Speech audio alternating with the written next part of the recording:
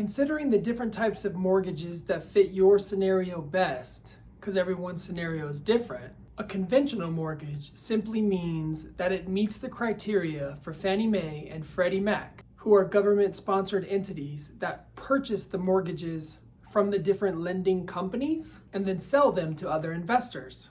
As far as credit score requirements, in comparison to an FHA loan, a conventional mortgage is going to require a minimum score of 620, but specific lenders could have overlays requiring a little bit higher of a credit score to qualify.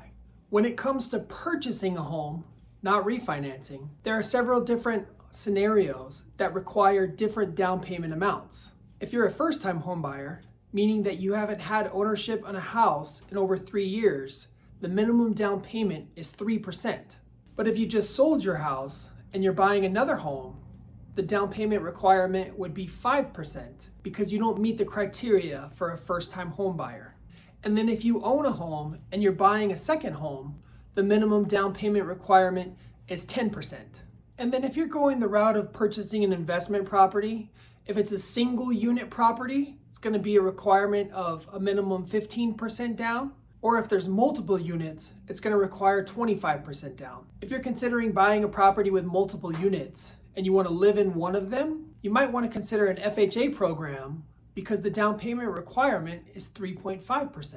Another aspect of a conventional mortgage is PMI, or private mortgage insurance. One of the main differences between an FHA program and a conventional mortgage program is that once 20% of equity is in the home, you can eliminate the PMI, or private mortgage insurance. Historically, a big misnomer is that people think you need 20% down to buy a home, when in reality, that 20% equity in your home is when your mortgage insurance is eliminated. Now, the amount that you pay in terms of your mortgage insurance is going to vary based on your credit score and your down payment. For example, and these are just general numbers used, someone with a 780 credit score and putting 10% down might have a mortgage insurance factor of 0.2%, whereas a mortgage applicant with a 650 credit score and putting 5% down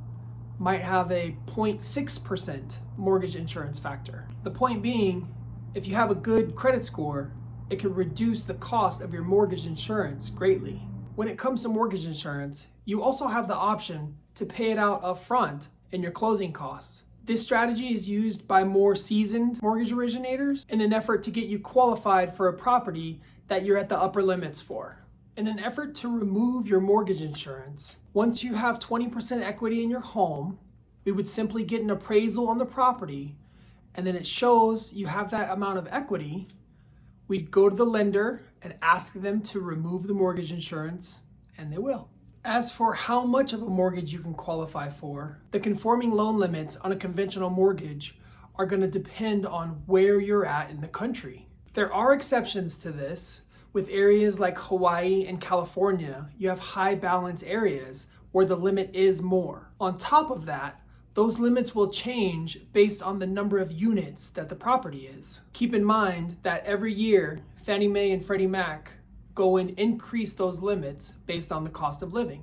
If you'd like to find out what the maximum conforming loan limits are in your area, as well as how much you qualify for, feel free to reach me at oripounders.com and schedule an appointment.